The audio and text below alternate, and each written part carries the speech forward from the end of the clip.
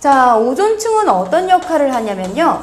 자, 태양으로부터 우리에게 유용한 에너지만 오는 것이 아니라 우리가 많이 쬐면 피부암을 유발시키기도 하는 자외선이 태양으로부터 도달합니다. 자, 이 자외선을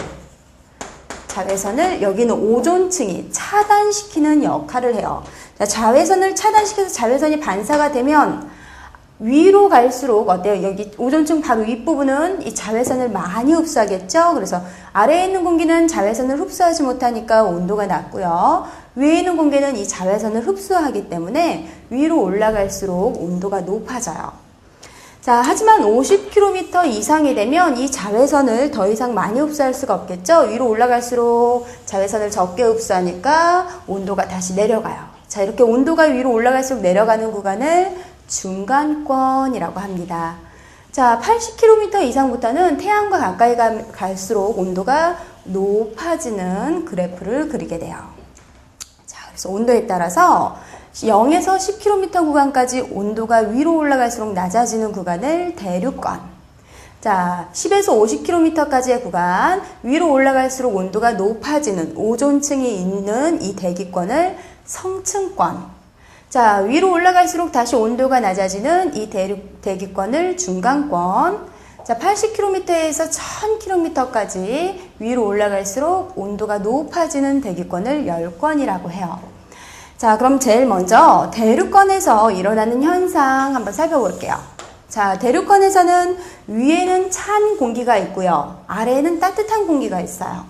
자, 차가운 공기는요, 공기 분자와 분자 사이의 거리가 가깝고요. 자, 따뜻한 공기는 분자들이 운동할 에너지를 충분히 공급해 주기 때문에 분자와 분자 사이의 거리가 멉니다. 자, 그러니까 똑같은 부피 속에 공기를 넣어 놨을 때, 자, 온도가 높은 고온일 때와 온도가 낮은 저온일 때 기체 분자들의 공기 분자들의 상태를 볼게요. 그래서 고온일 때는 분자들이 모여 있어요. 운동할 수 있는 에너지가 적기 때문에요. 자, 반면 저온일 때는 분자들이 굉장히 멀리 떨어져 있습니다. 자, 그러니까 고온일 때는 분자 사이의 거리가 가까워서 밀도가 커져요. 그래서 얘는 무거우니까 아래로 내려오고요. 자, 온도가 제가 거꾸로 써놨네요. 예, 저온일 때는 분자와 분자 사이의 거리가 가깝고요. 고온일 때는 열 에너지가 충분히 공급이 되니까 분자들이 운동을 해서 분자 사이의 거리가 멀어집니다. 그래서 가벼우니까 똑같은 부피 속에 기체 분자가 몇 개 안 들었죠? 가벼우니까 위에 올라가요. 자, 이렇게 차가워진 공기는 아래로, 따뜻해진 공기는 위로 올라가려는 현상을 바로 대류 현상이라고 해요. 자, 이렇게 대류 현상이 일어나는 0에서 10km까지의 대기권을 대륙권이라고 하네요. 자, 대류 현상은 찬 공기가 아래로, 따뜻한 공기가 위로 올라가려는 열 전도 현상 중에 하나예요. 자, 거기에다가 이 대륙권에는요, 수증기가 있어요. 자, 수증기가 위로 올라가면 어떻게 돼요? 구름이 돼요. 자, 구름이 커지면 비가 내리죠? 눈이나 비가 내려요. 자, 이 대류 현상이 일어나기 때문에 대륙권에서는 눈과 비가 오는 기상 현상도 함께 일어납니다. 자, 이번엔 성층권 한번 살펴볼까요? 자, 성층권은 자외선을 차단해주는 오존층이 20에서 30km 구간에 있어요. 자, 그리고 위로 올라갈수록 따뜻한 공기가 있네요. 자, 따뜻한 공기는 그대로 위에 있으려 하고 찬 공기는 그대로 아래에 있으려고 하니까 공기가 움직이질 않아요. 굉장히 안정적인 층입니다.